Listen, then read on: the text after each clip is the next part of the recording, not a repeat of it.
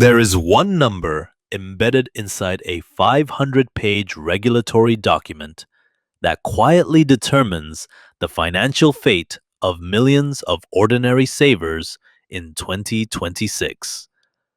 Not their credit score, not their portfolio strategy.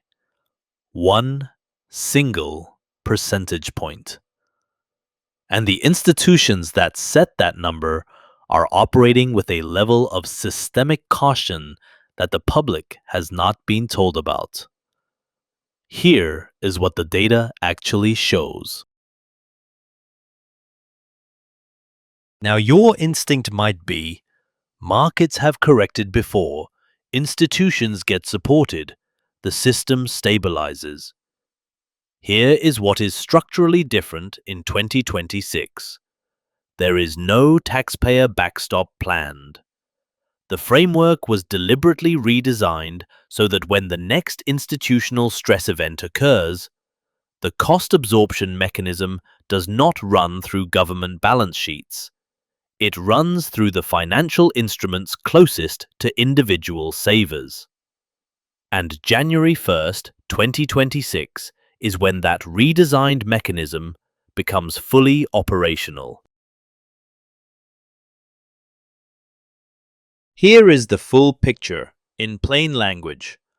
After the 2008 financial stress event, global regulators committed to a systemic overhaul. 15 years of policy architecture. The framework is called Basel III Endgame, referred to by analysts as Basel IV. 2026 is its terminal implementation phase. The stated objective is straightforward. Require banks to hold higher quality capital reserves so that future institutional stress does not require public sector intervention. Sound and prudent in principle. But here is the dynamic that rarely makes the headline.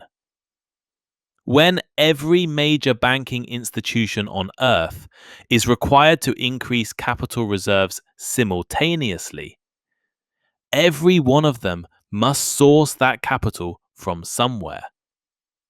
And the most accessible pool of assets available for that sourcing sits inside the long-term savings and insurance products of ordinary account holders.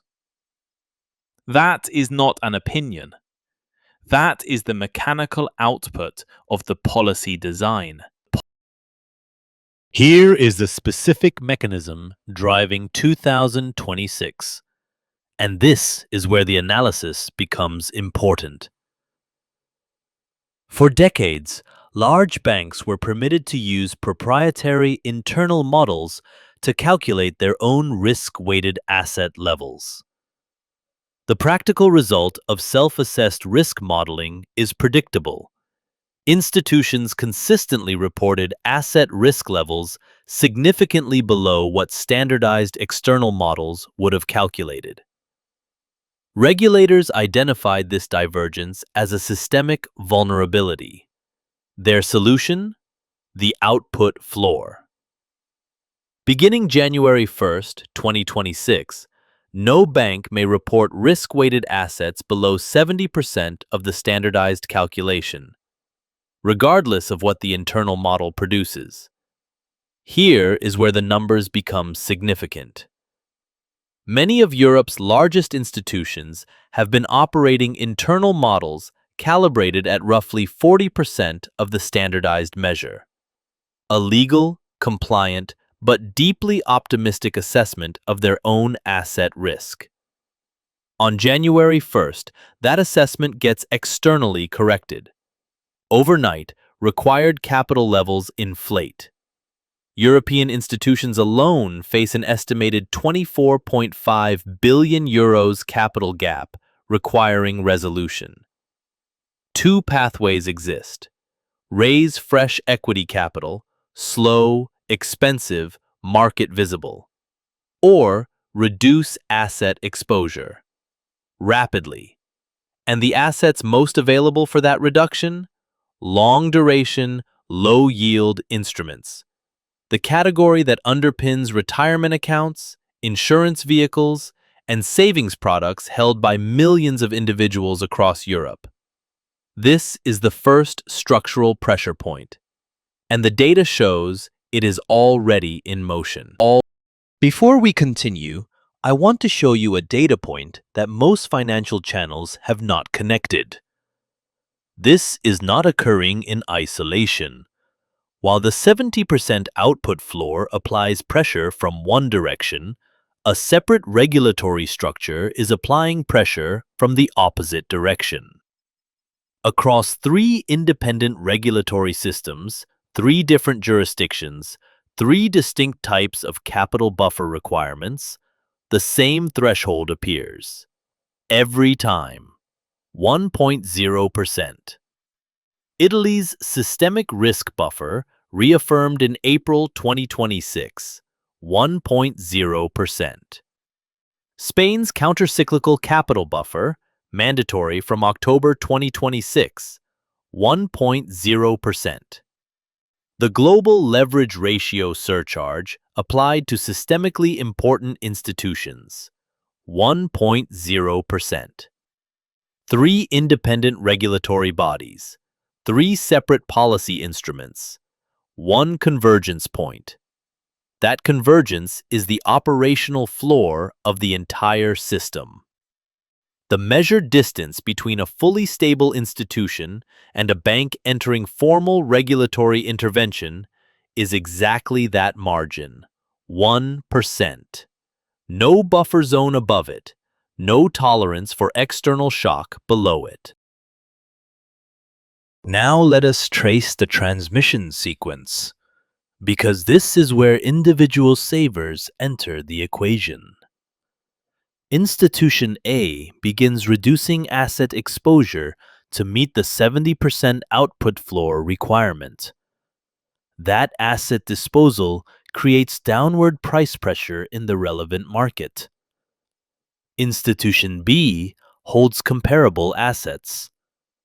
The mark-to-market valuation of their portfolio deteriorates. Their capital ratio approaches the 1.0% threshold. They initiate their own asset reduction program. Institution C observes the market movement and acts preemptively.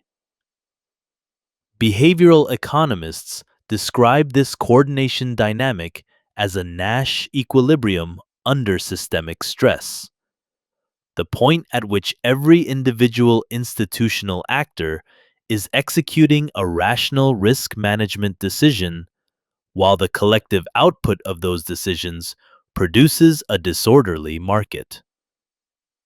The architects of this framework are aware this transmission sequence exists, which brings us to the most significant data point in this entire analysis. In the informal technical consultations held at the Bank for International Settlements in Basel, the working sessions where senior regulatory officials speak without formal attribution, away from published minutes and press briefings, the sentiment that has been described by participants is not institutional confidence.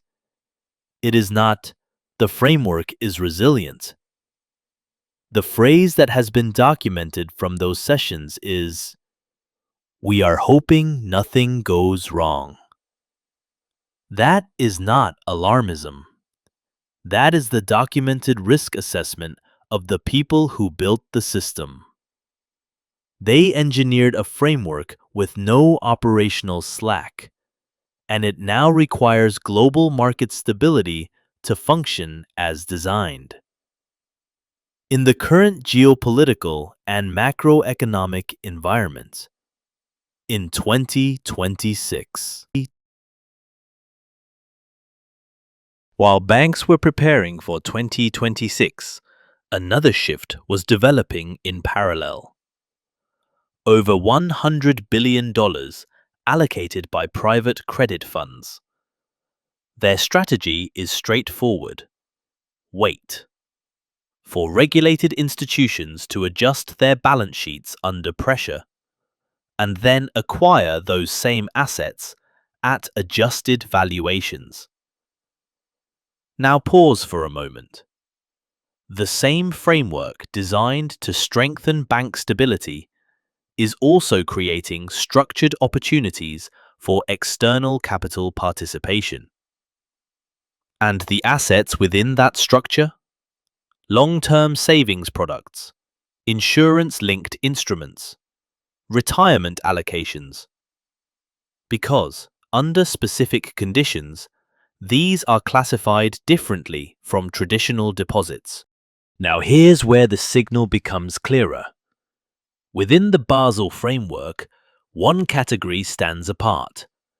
Gold, assigned a 0% risk weight, no additional capital requirement, no balance sheet penalty. In a system where most assets carry structured risk, one is treated differently. Because in long-term monetary environments, where currencies experience gradual purchasing power shifts, certain assets function outside that currency exposure. Now combine this with what follows next. If a bank crosses specific regulatory thresholds, resolution mechanisms are activated.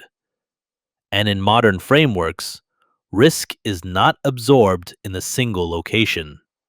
It is distributed through financial instruments, across layered investors, through structured products. Some of that exposure may extend to investment holders within the system. So the real question is not, is the system stable? It is this: do you know the exact legal classification of the instrument holding your savings? Because in 2026, a single line in a document